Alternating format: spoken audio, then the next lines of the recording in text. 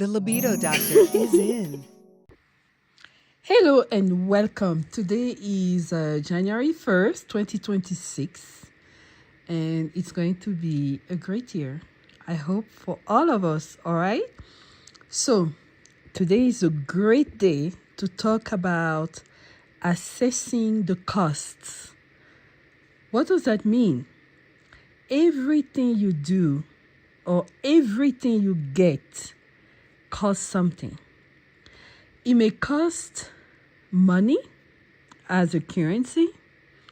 It may cost your energy. It may cost your goals. It may cost even your destiny. Okay? Why do I talk about it? I always talk to my children, like every day I send them a quote, or I always talk to them about something. I'm sure they're tired of me, but look, I can't help but, keep talking to them because that's the role of a mother. But I'm reminded of something that happened to me when I was a medical student. That was a long time ago.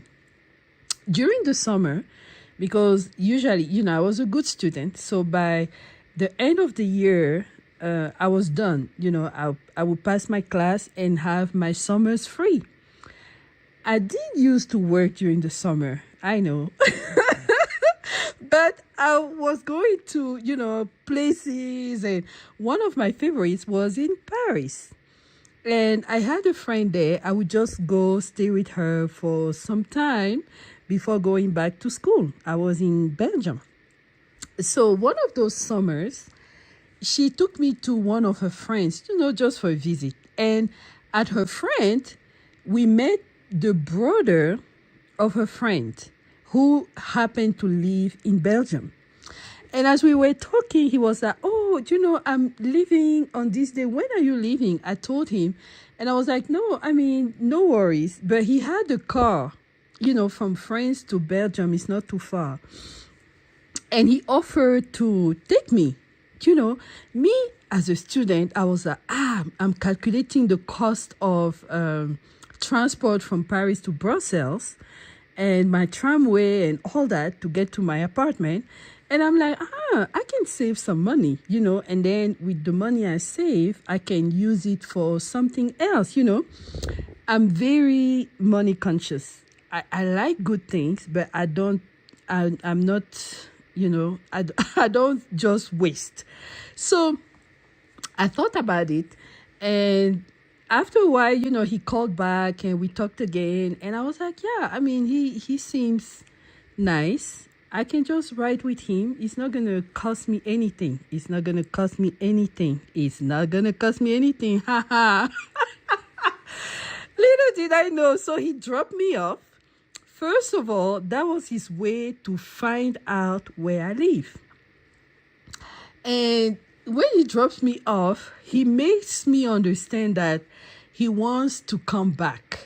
Okay, so now I feel like, okay, I owe him something. Maybe I should invite him for, maybe a snack. I told him, oh, maybe you can come when you have time. I can make some crepes and, just to say thank you because you took me back home. He agreed. So here I am. I took an afternoon to make the crepes, to be a good host, to talk with him and all that.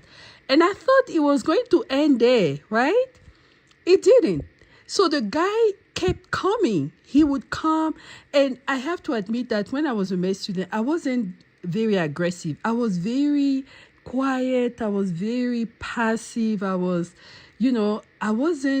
setting a lot of boundaries. The only boundary I had was I go to school, back home, school, back home, like,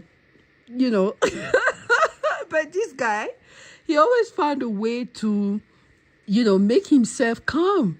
And I had to cook because in my mind, that's how I grew up back home. People don't come to your house and you just stare at them. Then at some point, I had to gather courage when I discovered that the guy actually wanted me to be his girlfriend. And he was using all that to, position himself.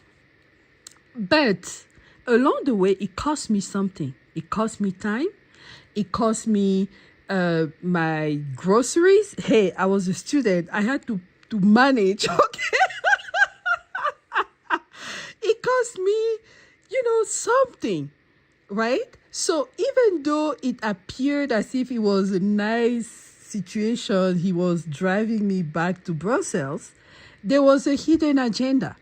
So in life, when you agree to something, always ask yourself, what is the cost? There is always a cost. Life is a marketplace. We are always we are in a trade. We are always trading something.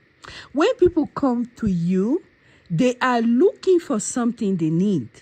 If you are too naive and you don't understand what's going on, you will lose every time.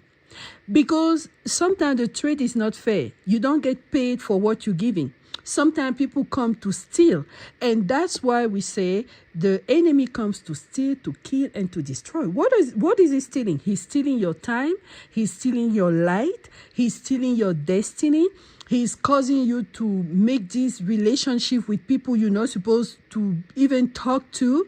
And those people enter in your life and they cause you to miss deadlines. They cause you to fail exams. They cause you to lose a business, miss an opportunity. So be careful. 2026 has to be your year of discernment. When people talk to you, discern what they are wanting, discern what they are trading, discern what you are giving, even if you are not aware that's what they want to take. Okay? Count all the costs. All right? Well, this is going to be a great year, and we're going to have such a lot of fun just talking about life, spirituality, sexuality, of course, libido dog, health, just everything. Okay? Well, thank you so much for listening. I'll talk to you later. Bye.